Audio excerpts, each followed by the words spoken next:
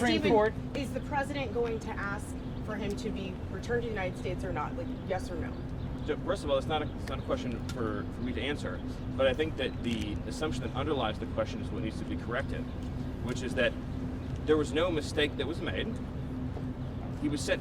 So what? Let me ask you. So what do you think would happen to him if he came back to this country? As your understanding of immigration laws, what do you think would happen? But I'm just asking It's important to know. about whether You're asking a lot of the questions. The president. You're the asking. president plans You to were ask all El asking a lot of Salvador questions about this, and you all seem to care about it a lot. So let's see if any of you have researched anything about this issue at all. Can anyone here tell me what would happen to the illegal alien from El Salvador if he came back to the United States? Does anyone here know? Does anyone want to guess? Any of you? He could be with his family. What does any of you know the answer to the question? Legally, what would happen if he came back here? Does any of you know? Any of you? Do you really believe the Supreme Court? I'm talking. Do you now. really believe the Supreme you need Court to stop. doesn't? I'm talking now. Doesn't think he Does should be any of returned? you- Why was it unanimous? You're done. Does any of you know the answer to the question? Does any of you? You've been talking about it for days. All would deport him again. No. He would be arrested. Okay. He'd be put in confinement. He would be deported the second time to El Salvador again, because there's no withholding order for an alien who's a member of a foreign terrorist organization, number one. Number two is the gang that he's a member of doesn't exist in El Salvador anymore.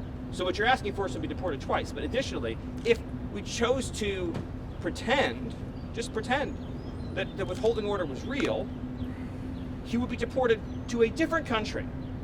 So, for example, he could be deported to Egypt.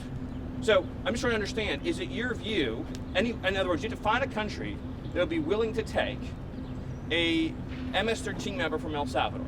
So I'm trying to understand from you all is, so if he came back and under our laws, he was then deported to Egypt or to Somalia, would you then be saying, great, I'm so glad that you deported him to another country? Is that what you'd all be saying? Like, do you understand our immigration laws at all?